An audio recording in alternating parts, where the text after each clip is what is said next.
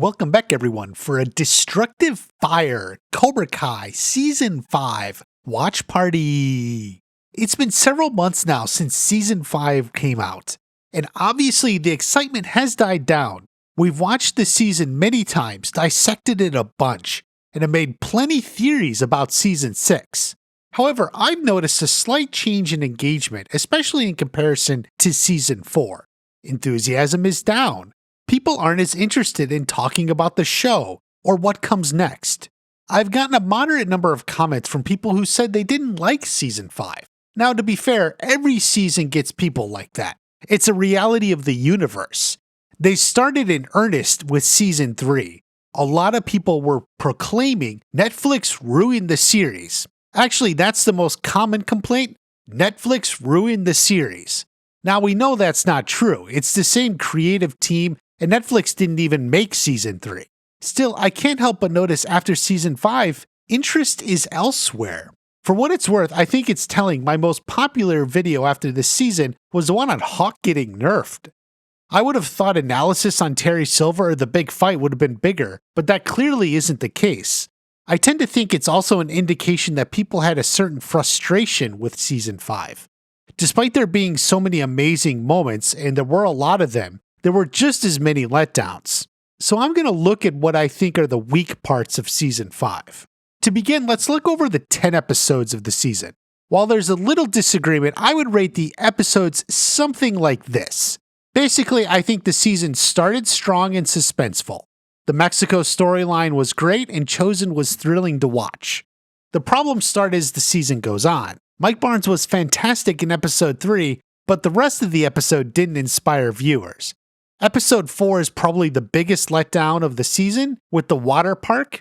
Now, episode 5 is great and one of the best of the season. 6 is decent, it's not like the others, but it's clearly an episode setting up what's to come later. Episodes 7 and 8 are good on paper, but really drag in the actual show. 8 does end strong and leads right into episodes 9 and 10, which are a fantastically strong ending to the season. But even though the season ends on such a high note, it's clear the journey there is rather mixed. At times, the storytelling really drags out. At other times, it's just not as fun or original as it used to be. That's what's going on in these 4 episodes. We'll start today with episode 3, and I'll show you what I mean. Now, like I said, episode 3 has the return of Mike fucking Barnes. This is definitely a highlight of the series. People have been waiting for this moment since season 1, and it did not disappoint.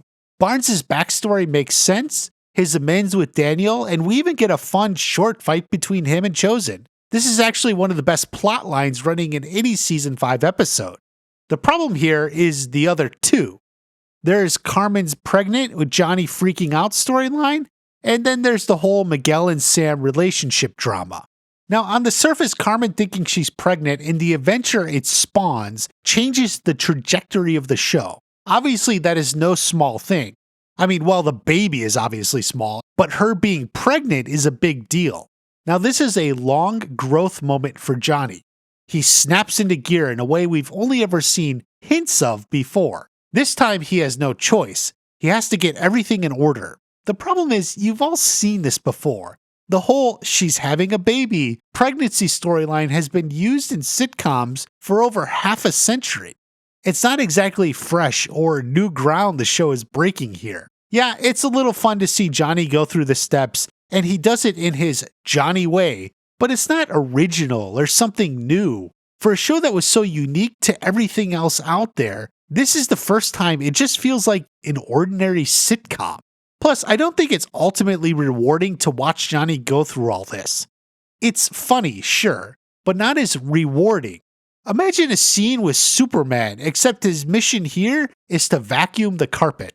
That scene would be funny. All the rules of comedy are fulfilled. But would you walk away satisfied?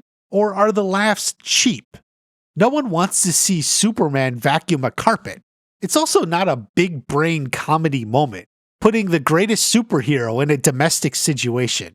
In a similar way, we don't really want to see Johnny baby-proof his apartment. Even though it works as comedy and it develops his character, it's not quite satisfying to watch. You want to see Johnny be badass, not domesticated. the Sam and Miguel relationship drama is another very typical sitcom trope. How many times have shows had all the boys on one side and all the girls on the other side as one couple, or whatever, and talk to each other amidst all the suggestions and advice from their friends? I'm certain you've seen this countless times before. It's not new or fresh. It's not groundbreaking. It's a tired storyline just inserted with Cobra Kai characters. I even believe you could swap these characters out with different ones from another show while keeping the exact dialogue, and it would work just as well. The rest isn't much better. Miguel goes to buy jewelry, but how does he have any money? Wasn't he robbed in Mexico just a few days ago, and he had no money or resources? Oh, but now he has money for an octopus necklace, which would actually cost more than they say in the show. These inconsistencies make the already cliché storyline fall flat. There's no tension or excitement or continuity here. Sam at the spa isn't much better. The sensory deprivation take is an interesting idea, but I don't think it was fully developed.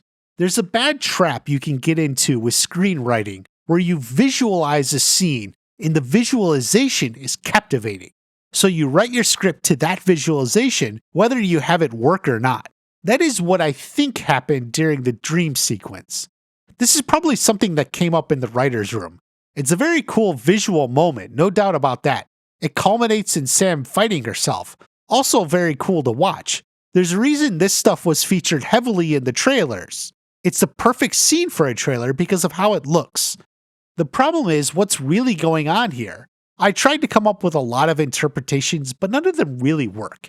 Everyone tells her who she is relative to them or something, but so what? And it's not like Hawk ever tried to put her down, so it's really just her imagination? Then we hear Tori's voice, but she doesn't fight Tori, she fights herself. What does that mean? I mean, she's lost or something and has got to think about it? It's a cool visual moment, but it doesn't have a strong narrative cohesion.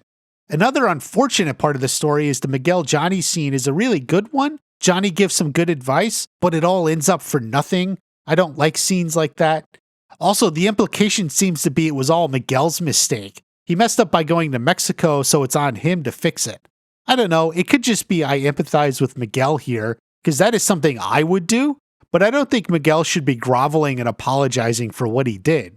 He put himself in danger for sure, but he had personal reasons for why he did it. Finally, we have the breakup scene. I never liked this, even in my initial watch. First off, Sam says he had his time to find himself and now she needs hers. I think a reasonable reaction would be, what have you been doing this past week? Like, he was in Mexico? She could have spent that time finding herself. But I guess she didn't? Plus, does she really need to break up with him for that? I mean, I think Miguel would be understanding. He can give her some space for all this. The breakup itself feels forced just to create drama. As we'll explore later, it doesn't even go anywhere. So basically, we have a very, very cliche storyline that ends up with an unnatural forced breakup. The writers had the ideas and visuals in their head and just sort of forced them into the episode. Plus, Miguel is one of the most popular characters in the show, and now we have back-to-back episodes that end with him in tears? Like, geez, is this really the pull him down and rip him apart season? It's not fun. Sure, it's important to see our heroes have setbacks, but when it's forced like this, it just doesn't work. You feel frustrated, not happy and excited for the show. Anyways, he drops the pendant rather than return it for his money back. Not exactly acting like the no money poor kid he is, but whatever, it's a plot device for a future episode. So you see, the problem with episode 3 is really it is just a combination of cliche, you've seen it all before plot lines. There's some cool visuals, but they don't really make sense, and a very funny montage, but that's kind of like Superman vacuuming the rug. It works as humor, but it's not why you're watching this series. Oh, and apparently a lot of Daniel LaRusso fangirls are upset he was wearing a heavy robe in the sauna. What can you say? He's built tough. In conclusion, even though the Mike Barnes storyline was great and ended on fire, literally, the other two plot lines were some of the most cliche sitcom storylines the show has ever done. They are definitely beneath the level and standard of Cobra Kai. So that concludes our look at the problems of Season 5, Episode 3. Be sure you're subscribed as we come back for Part 2 when we look at Episode 4.